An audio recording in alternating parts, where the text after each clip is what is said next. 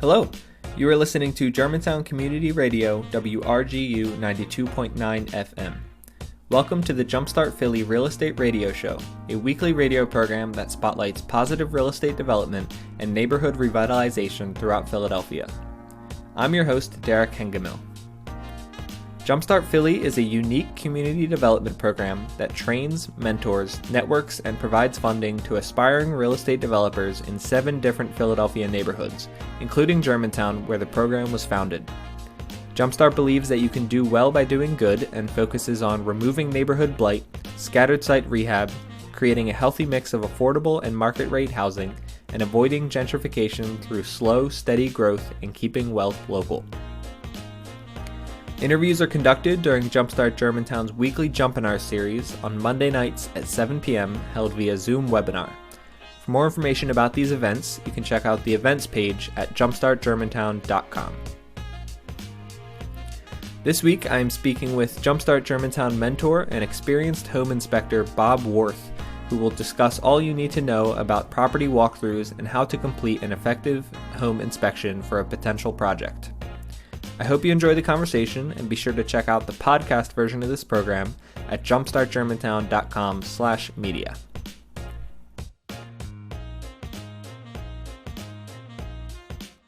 Bob is a home inspector and developer who has worked in Mount Airy and Germantown for 18 years. He started out developing 318 West Johnson Street by helping to convert this large home into 7 different apartment units. He then started rehabbing single-family houses on his own, and in 2013, he built 2 new construction houses in Germantown. And Bob became a home inspector in 2014 and is an advocate of Jumpstart Germantown. He's both a mentor in the program and has done a construction project using their services, like Angie just mentioned there. So it's my pleasure to introduce him tonight, and I'll let him introduce himself. How's it going, Bob? It's going well, guys. Thanks for having me. I appreciate it. I am excited to share some of my information and hope that it's going to help everybody to make some informed decisions moving forward. You know, when you are purchasing a house to rehab, it is a big deal. And you want to make sure you are getting as much information as you can when you get into that house. Whether it's the physical condition of the outside, the brick, the front walkway, the roof. When we do a home inspection, we always say there's 8 systems in the house, and we inspect all 8. And I have it all set up onto a program. It makes it pretty easy for me to do. But you guys don't have that program. So today, we're trying to make sure when you go in, you're going to make the best, and most informed decision you can, whether you want to move forward with this project. So you want to take a look at the HVAC equipment. You want to take a look at the front and the full exterior of the house. You want to look at the walkways, porches. Derek and I were just laughing because we were trying to figure out how are you going to get a chance to look at the roof, and we were coming up with some different ways that we thought might help. But that's what it's all about. It's about going in, making the most informed decision you can, and trying to establish what needs to be replaced and what doesn't need to be replaced. And remember, whenever you're rehabbing a house, these budgets are tight. I have been there, and it's amazing. We're all excited when we get started, and we have $60,000 or $70,000 to rehab a house, or sometimes it's as little as $30,000 or $20,000. But that money will go fast, and you want to get as much out of what's already there as you can. So, just because you go into a house and you might have a boiler that's 30 years old, it doesn't mean that boiler necessarily has to be replaced. So we want to stretch our dollar as far as we can. And that's why we want to do a full inspection of the property before we get in there.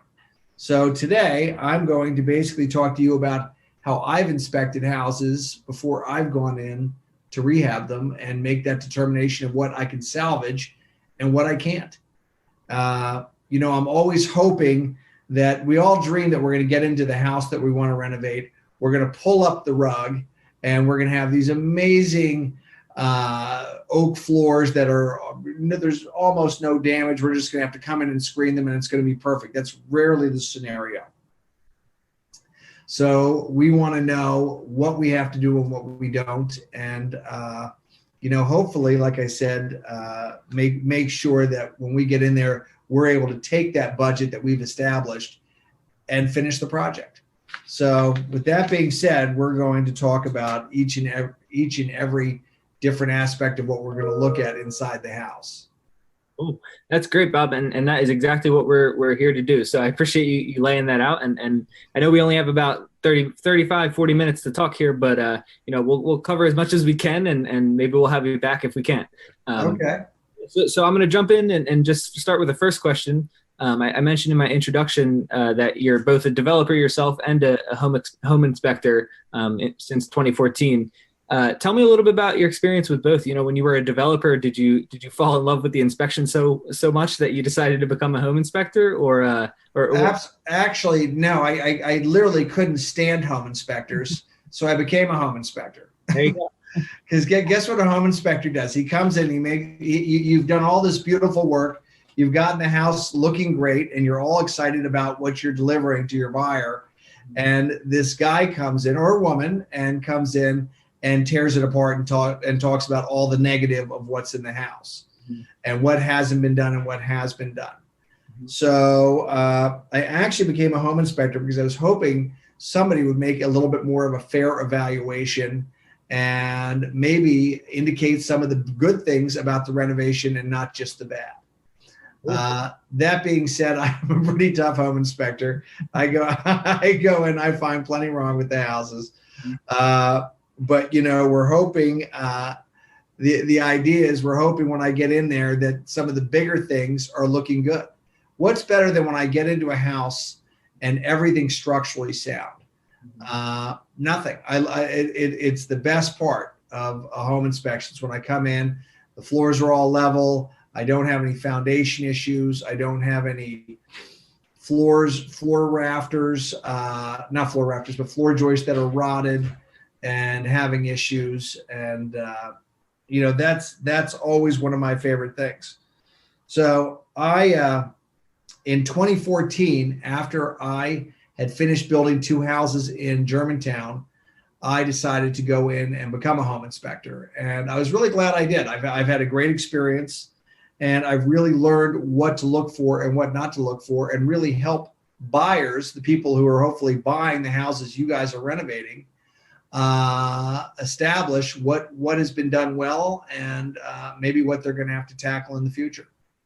Yeah. So in my view, there's 2 different types of home inspection. There's a home inspector as the buyer, thinking about, this is a place that I want to live in, and this is like the end product. This is what I'm getting. And then the other side of that is the inspection as a developer, where you're looking at as a project, as something to work on and improve upon.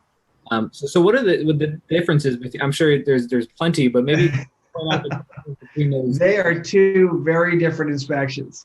Yeah. My inspection for the buyer is much more detail oriented and looks at every aspect of the house. You as a developer, somebody who wants to buy a property, rehab it, and really establish it for sale to make a profit, are looking for bigger things.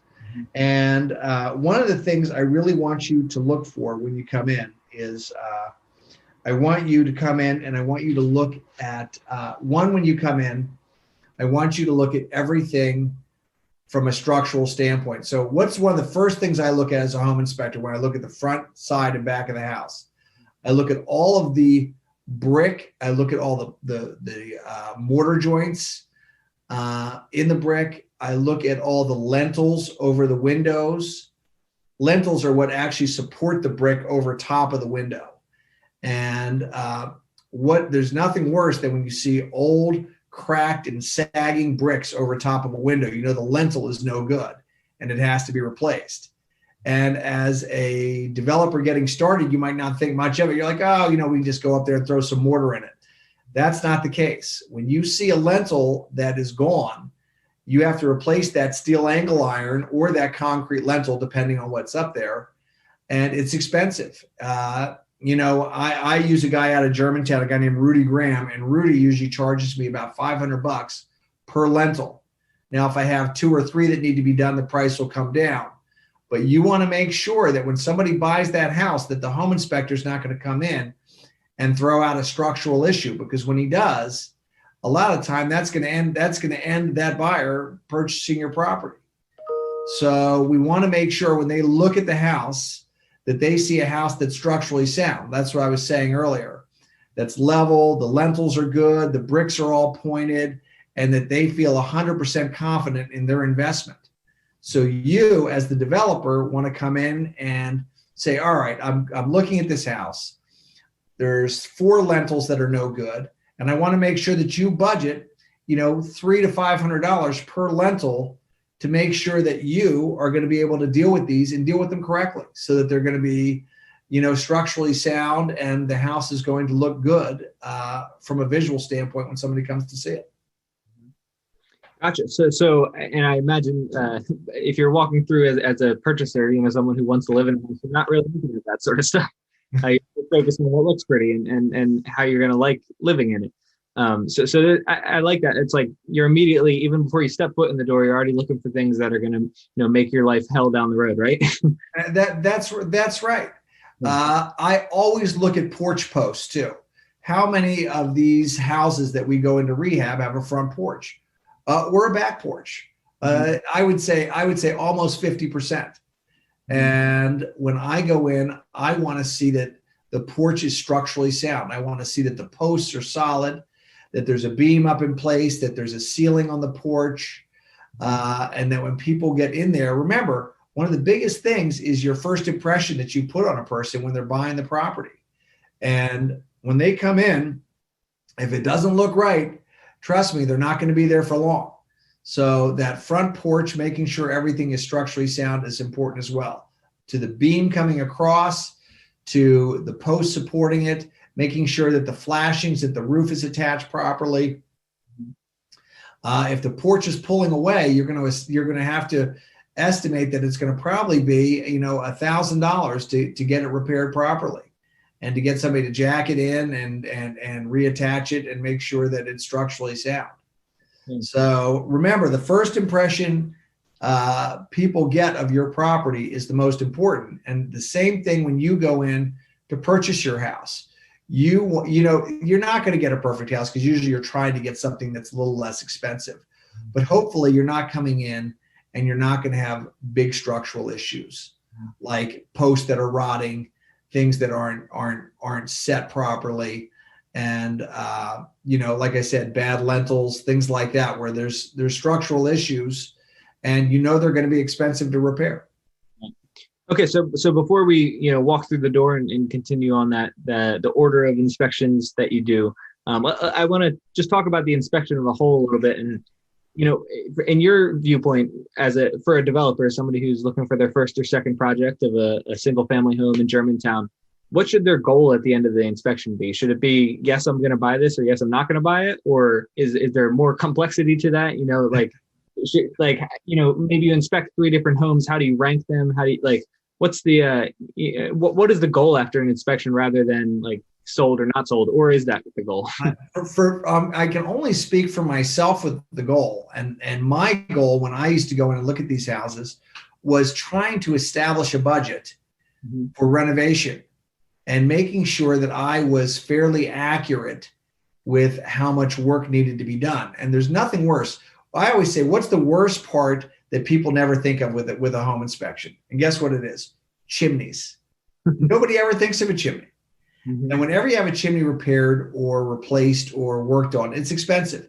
No chimney expert comes in and does any work on a chimney for less than $1,000. And I like people to be aware that, guess what? When you are coming in and you're plugging your HVAC equipment into this old chimney, you want to make sure that everything is sound, that there's not going to be any carbon monoxide leaks, that the chimney is structurally sound, and that you are going to be good to go. So yes, I try and without going too far into the chimney thing, I try to establish that everything is structurally sound, and I try and establish the ages of HVAC equipment. And I actually had sent Derek a couple of slides earlier, because whenever I establish the age of an HVAC system or a water heater, I use the serial number.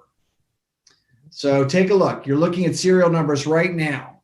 And that serial number on my left, take a look. It says 1307. That is a Goodman air conditioning coil. And guess what? With Goodman, the first two numbers that they put on the serial number are the year it was manufactured. So you see the serial number, it says 1307. That 13 is the year it was manufactured. So that air conditioning system is 8 years old. Now we'll go over to the Bradford white water heater. And I was just telling Derek, I have a way that I do Bradford white water heaters. I say, I have a little rhyme. It says Z for 2003. And what you do, so if you see a Z as the first number in the serial number, you see this one has an L, but if you see a Z as the first number in the serial number, it means that it was manufactured in 2003. If you see an A, it's 2004, a B, 2005, and so on. And then I always, like an L is 2013. So strangely enough, these were from the same house that I did this afternoon, and they were both put in 2013, which is very common. Most of the time, you'll find that a lot of things are done together because people, when they renovate the house or budget to do repairs, will do things in unison. So the serial number for that Bradford white water heater is 2013, meaning it's 8 years old, and a water heater on average lasts 10 years. It doesn't mean when it's 10 years old, it's got to go. That's basically a manufacturer's warranty. But you want to know that you're going to get a few years out of that water heater. So when you come in and you look at a Bradford white and you see an A, you're going to know, oh my God, this is from 2004. This water heater is 16 or 17 years old. And guess what? It's probably going to have to be replaced. Mm-hmm. So do you want me to continue on to the next slide or? Sure. So this was the furnace that I looked at today. And guess what year this was from? I don't think anybody will be able to guess. It was from 1987. It was a Lennox system from 1987. And I was able to read it on the serial number. I did not show the serial number on this. With a good piece of Lennox equipment like this, yes, you might be able to get a few years out of it, but when a home inspector comes in to look at it, when you go to sell the property, he's going to probably say it's older and needs to be replaced. So you, as the renovator, are going to probably want to get rid of it. A lot of times I'll leave that equipment in place and work. If it's still working, I'll work with it and use it. But, if the equipment's older than 25 years, my general consensus is that it needs to be replaced, because when people are buying a house that's been rehabbed, they tend to be paying a premium, and they don't want to come in and have a furnace that's 34 years old. So keep that in mind. Now, I want to let you know that furnace worked beautifully today, and I hate to throw away a good piece of equipment, but you just want to be prepared for, doing your renovation and doing it right. If you're just tuning in, this is a conversation with Jumpstart Germantown Mentor and experienced home inspector Bob Warth to discuss all you need to know about property walkthroughs and how to complete an effective home inspection for a potential project. Thank you for listening to the Jumpstart Philly Real Estate Radio Show on Germantown Community Radio, WRGU 92.9 FM. I hope you enjoy the discussion. Cool. Great. So I promise we'll get to the inspection process in a second, but my one more kind of baseline question for you, think about, for a developer who's never done a home inspection, and maybe this is their very first project and they're, meeting a contractor there or something, like what should someone expect when they're walking into, a typical single family home for rehab? Like what conditions should they expect to be in? I know there's probably a range of it, but what would you say is the most common scenario as far as the status of a brick single family home? Well, I think most of the time when you go into a rehabbed house, what do you usually find? You usually find a dated property. You usually find old carpeting. They tend to be musty. There tends to be old window treatments around that make the house dark and musty. You tend to have a dated kitchen and bathroom. And you tend to sometimes have a pretty cluttered condition because sometimes there's a lot of materials that are left in the house. Mm-hmm. So you have to sort of look through the clutter and see what's good and what's not good, and establish what's salvageable so that you can, do the lowest budget you can. When I come in and am buying a house, let's say we're buying a house in Mount Airy for, $75,000. And the idea is when we're done, we want to sell it for $175,000. I don't want to put more than $30,000 or $40,000 into it because of all my costs and realtor costs when I'm done. So I want to say what's good and what's not good. And like I said, that's why I want you guys to look at these serial numbers so you can go down and say, wait a minute, this Bradford white water heater's got an L. It's 2013 and it's not that old. I don't have to replace the water heater, so I'm going to save money right there. Or I'm going to go down and I'm going to find a good Carrier furnace that is only 16 years old. And I'm not going to have to actually replace that furnace. I'm just going to have it cleaned up and maybe add air conditioning, maybe do a few ductwork things. But the idea is you want to make the best evaluation you can so that you know that what you have to spend and what you don't. Because remember, those budgets are tight, especially right now. Building costs have gone up since COVID. And, things are a little bit more expensive than they were two or 3 years ago. So you especially right now want to make the best determination because you want to salvage as much of what is there as you can. Remember, these old houses were built well. They really were. And they're built better than new construction houses are today. And hopefully you're getting in there and finding a fairly structurally sound house. And you might even get in there and be lucky enough to find that some of the equipment doesn't all have to be replaced. Don't go in there with the mindset that I'm gutting everything.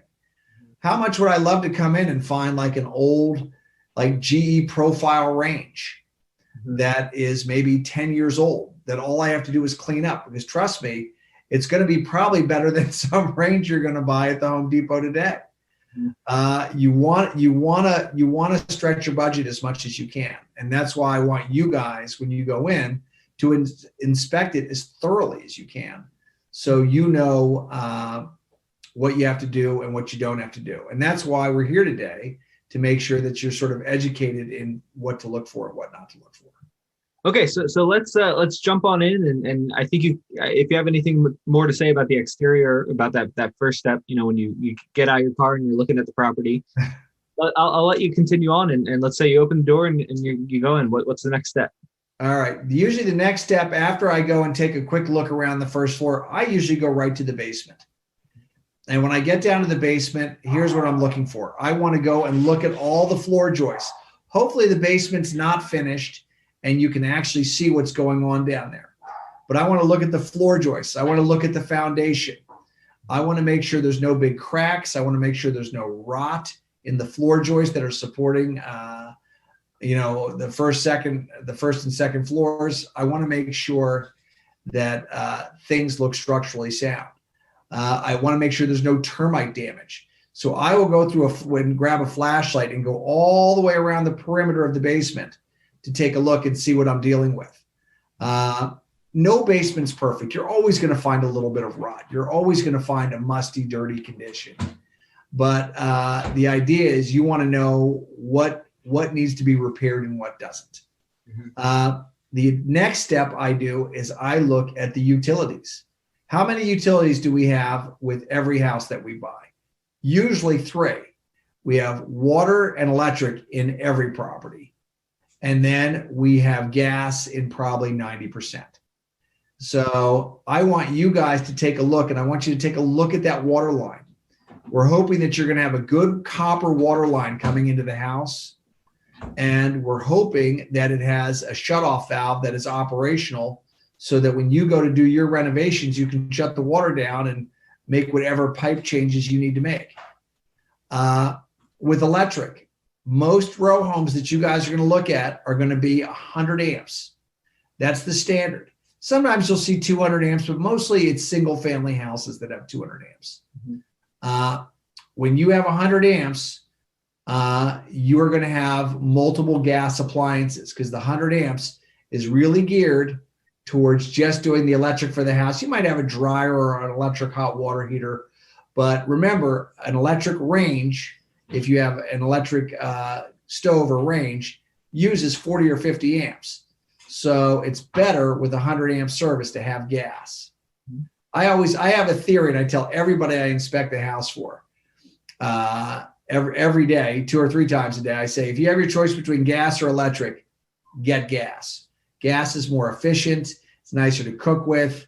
You know, if you have a gas hot water heater, the water heater costs about $215 to run a year. If you have an electric hot water heater, guess what?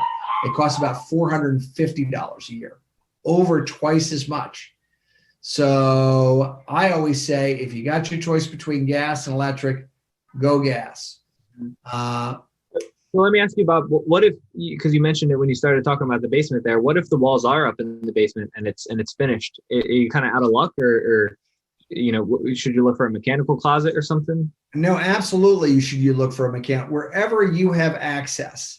And you'll tend to have access at the front of the basement, at the rear, and in a mechanical room. Oftentimes in closets. If the basement is poorly finished, a lot of times you'll have a drop ceiling, and you can just lift the drop ceiling tiles out. Now remember, what's the area I'm looking for, or you're looking for? You want to go around the perimeter. The perimeter is where you tend to have the issues. That's where you tend to get the rot at the ends of the floor joists. That is where you tend to have structural problems. So I will usually pop a couple tiles out, and I will take a look at all the floor joists and see what the condition of them is. And hopefully they look good. Most of the time they do. I would say 80% to 90% of the time, those old floor joists stand the test of time and they're fine. But you don't want to guess. You want to know, because those can be expensive repairs. So when you get down to the basement, do that perimeter check. If it's all drywalled off, yes, Derek, you are a little bit out of luck, and you're going to have to hope that things are fine, because you can't physically remove anything from a house you don't own. Right. But if you are lucky enough that it's wide open or has a drop ceiling, you can move and you don't have to move every panel. You know, use your best judgment. You move a couple panels, go to the back corner, go to where you think there might be moisture problems, and establish, you know, what the physical condition of the house is. Yeah. So another common feature of the basement that a lot of Jumpstart projects typically come across is the French drain, and usually it's the developer installing a French drain in the basement. But are you able to like see that from an inspection to see if one has been installed or not, or is that such a new addition to basements that you wouldn't see that in an old, like, outdated house? I had to do a French drain in the last project I did. I actually bought a house that Ken had originally owned. I think it was the second house he ever bought on Philelena Street. And when I got in there, it had been underpinned and there was some moisture in the basement. So I ended up putting in a sump pit, a large sump pit, and we did a perimeter drain in the back where we were having water problems. The perimeter drain ended up costing $2,300, which is expensive. And it was not a cost that I had estimated. But, you know, it's important that when you get down into that basement, and that's an excellent point, Derek, when you get down into that basement, that you establish also if it's a wet basement or a dry basement. Now, remember, no basement, when you have an old stone basement, is completely dry. You're still below grade. You're still going to have some moisture down there. But the idea is you want to make sure you don't have like water coming in. And if you do, you want to find out why, and you want to make sure you deal with it. Okay, great. Yeah, that answers my question. So moving on, once you're done with the basement, you're ready to head back up. What's next? I usually head straight to the kitchen. And before you get in, it's probably because I've heard other speakers say that kitchens and bathrooms are the selling point of the house. So you want to make sure that they are really the places where you're focused on, right? Yeah, absolutely. Kitchens and bathrooms are going to be an area that you're going to most likely renovate. I'm going to say 90% of rehabbers renovate these areas, maybe even 95%. And you want to get in there and you want to see if there's anything salvageable. And if not, you want to establish a budget to redo your kitchen. The last 3 rehabs I've done IKEA kitchens. So I'll go down, I'll get the square footage of the kitchen. I'll establish how much cabinetry I need. I'll sit down with one of those IKEA designers. By the way, they will design it for you for free if you purchase the kitchen from IKEA.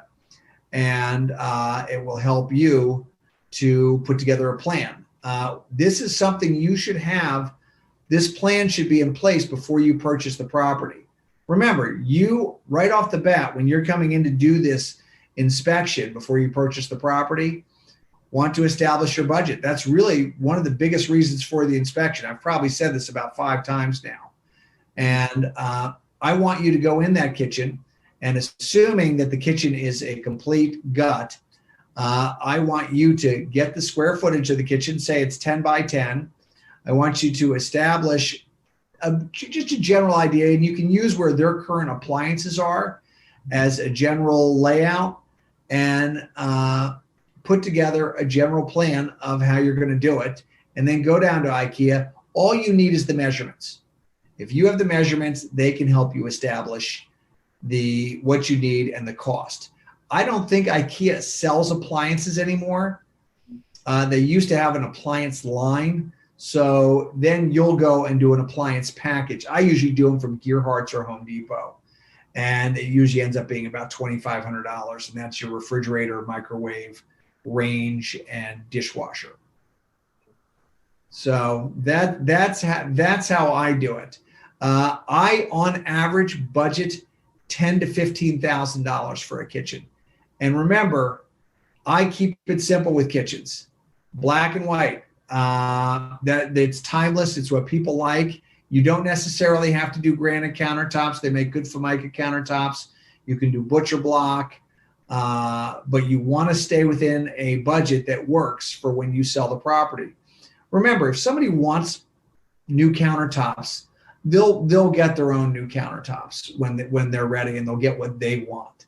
We're just trying to put in a clean kitchen that's really functional and that is sort of timeless, where if they get in there and they don't want to rehab the kitchen, it's black and white, it looks great. And the idea is they can use it for 10 years or 20 years or until they're ready to renovate it themselves. Okay. Nobody needs really high-end appliances. You just want to get good, usable GE, Frigidaire, Whirlpool, things like that when you're doing kitchen renovations. And like I said, keep that budget below $15,000. That's your total budget. Keep that in mind. So it sounds like once you get into the kitchen, that's where your design side can kind of come out a little bit more and start to think of like possibilities rather than the structural bones of the building, right? It should be the single most fun thing you do in your renovation. Should be that kitchen. Should be where you really have the best time. But like I said, don't get too personalized with it, because it's a house you're selling, and it's not we all want to renovate. We all get excited because we're bringing out our artistic flair in the kitchen, right? But at the end of the day, we want it to be clean and really usable. If you're going to do this renovation as a rental and keep it as a rental, a lot of the time I won't even put a dishwasher in it. What I do is I'll put a 24-inch base cabinet in next to the sink. And then if I decide I want to put a dishwasher in later to sell it, I'll just take that base cabinet out and put a 24-inch dishwasher in. Gotcha. Okay, so let's talk about what's left. You got bathrooms and then upstairs and living area. What do you have to say about that? All right. Well, next thing we're going to do is we are going to walk around the house and we are going to establish the electrical situation. I want to see what lighting we have. I want to check our outlets. A lot of the time you're going to get into these older homes, and guess what? You're going to have 2-prong outlets. A lot of time these outlets are going to be on old cloth wiring or knob and tube. And I want you guys to go in there and establish what's what. So you have an idea. So if you see an old 2-prong outlet in a baseboard, what do you know? You know you probably have cloth wiring in that house.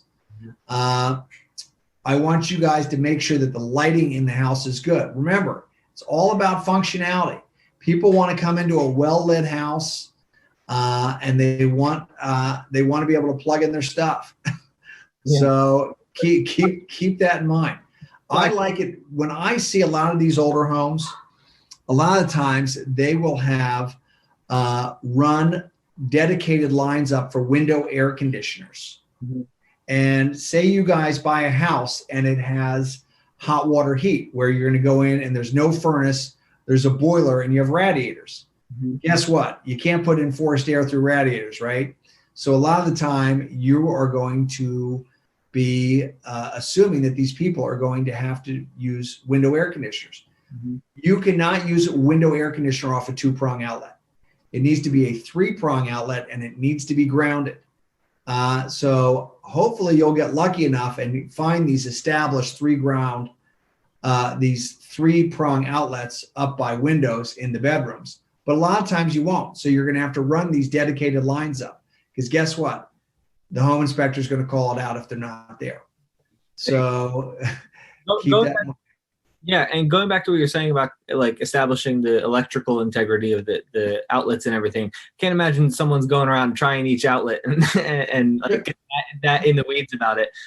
They're not. You're absolutely right there. Nobody's checking every outlet. I actually have a device that I check the outlets with that you can buy at Home Depot or on Amazon for about $7.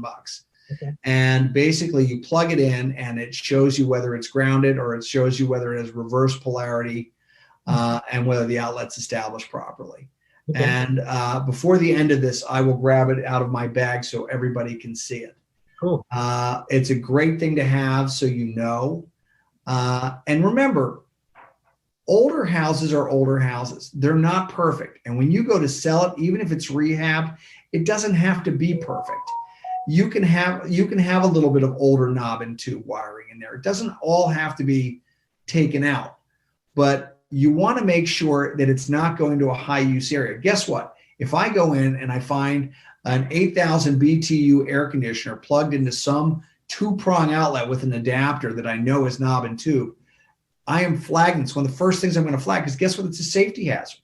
It's too much pressure on that old wiring. But I don't mind if you have your LED light plugged into it. I don't mind if you have your LED television plugged into it, or if you're charging your phone on it. Mm-hmm. So keep that in mind. Where else do I call it out? When I go into a kitchen, when you guys do your kitchens, you should, if the wiring hasn't been redone, you're going to rewire it when you do it. Mm-hmm. You're going to bring up fresh new 12 wires and make sure that you have dedicated lines to your refrigerator, dedicated lines to your dishwasher if you put one in, dedicated lines to your countertops. Remember, when you have when you're putting in your countertop appliances, like coffee makers and toasters, they use a lot of electricity. And how often will I go in and do a home inspection and see a fried outlet on a wall because some guy had a toaster and a coffee maker plugged into the same one, right? Mm-hmm. So we're trying to establish that we are, we have some updated wiring. Doesn't have to all be updated, but on our high use items, we want to make sure things are updated. Kitchens, bathrooms, any wall unit that's going to have a window air conditioner has to be done. Gotcha. So yeah, it sounds like for something like electrical, like you're not going to know exactly which wires need to be replaced and when or in what ways and what has access and whatnot. It's more of just you're looking at the system as a whole, right? Like the whole network. That's correct. Okay. You're looking at the network as a whole, and you're hopefully establishing that you don't have to replace the whole thing, because rewiring a house is expensive. We want to rewire what we have to rewire. And, like I said, the knob and tube wiring is nobody even cared about knob and tube. I did a house in Mount Airy in 2005, and the entire thing was knob and tube. Nobody even cared about knob and tube in 2005. Around 2010, 2011, all of a sudden it became a hot issue. And most good home inspectors who know what they're doing aren't going to come in and flag you having knob and tube as long as it's not going to a high use area. Right. So once again, this is part of you guys establishing your budget and going in to renovate this property. You don't want to have to rewire it. Like I said, if you have $30,000 or $40,000, you don't want to spend 25 of it on electric, right? So keep that in mind. We're trying to stretch the money as far as we can. And by doing this and establishing where we need to and where we don't, it's helping you to save and really get the biggest bang for your buck. All right. So in just another couple minutes here, we're going to switch to the Q&A. And I see some people have submitted some questions already. So thank you, everybody. And feel free to add some more. But my last question for you, and you teased it at the beginning there, is about the roof. Because, that's a particularly hard place to access. I don't think a lot of single family row homes in Philly have, like fire escapes or anything or roof, like simple roof access. They don't. Yeah. So why don't you tell us about what strategies you use to analyze the roof and, what developers in the call could use too? Well, I will tell you a great way to do it. And that is, I'm going to assume very few of you are going to actually get up and onto the roof. So if you are going to go through the house and make your best determination, I want you to go up to the top floor, whether it's 2 or 3 stories. So if it's 3 stories, go up to the 3rd floor. And I want you to look at all of the ceiling in that area and see if there's any water stains. See if you have any leaks. Take a look at the walls and see if you are getting any swelling on the plaster so that you know if there's a roof issue or not. Guess where I get the most roof leaks? I think everybody's going to know this. It's always where the roof is draining. So roofs on average usually drain from front to back on a row home. And usually where I get the issue is back where the scupper is and the roof is draining. Water will tend to pond. It'll tend to break the roof down and you will go up and you will see staining in the ceiling. So look for staining. I use a drone. I pop it up. It's really wonderful. And it gives me a full evaluation. So if you want to buy an inexpensive drone, hopefully don't fly it into somebody's car. But that would be a way you could do it as well. They're very easy. You attach them right to your cell phone. I have a DJI, and literally when I send my drone up, I am looking at the drone's view right on my telephone, which is attached to my remote control. And I will look at 2 things when I go up there. I'm looking at the chimney and I'm looking at the roof condition. Most older roofs that haven't been done in a long time are built up roofs. And when I see a built up roof, the first thing I think is it needs to be replaced. Gotcha. And I'm going to give you a quick price point on this. Flat roofs are not as expensive to replace as a shingle roof. So if you have a flat roof on an average row home that's 30 to 40 feet deep and 14.5 to 16 feet wide, it should be no more than $3,000 to put a modified roof on there. And it's nice. If that roof is questionable, you want to get on somebody's good side when you're selling the house, have that inspector see a brand new roof up there. And right off the bat, he is feeling good about the property. Good chimneys, good roofs, always a good thing. If you're in question when you go to look at the house on the condition, you're seeing water stains, I want you to jot down $3,000 right into your budget, assuming that you're going to have to put a new modified roof on there. Okay. All right. And I think that's a logical place to close out. We started in the basement and then we ended at the roof and that's pretty much the whole process. So Bob, thank you so much for walking us through it. And we're going to jump into some more attendee questions here, but that was a great overview. And I'm looking forward to editing that into the podcast and having all that great information like readily available, because I'm sure a lot of people will feel a lot less intimidated or nervous about the process if they, heard everything you just shared with us. So thank you, Bob. I appreciate you joining us tonight. You got it. Well, I appreciate you guys having me. I have used Jumpstart Germantown to do my own projects, and I think it's a great program. And I hope all of you, like I said, I love rehabbing houses. It's really wonderful. I've gotten the privilege of rehabbing 12 houses and building 2 from scratch.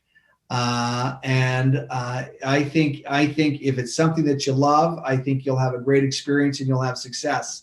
So use Jumpstart. They are there to help you, and hopefully you will have some of the experiences that I've had and make a little bit of money and really enjoy yourself doing it.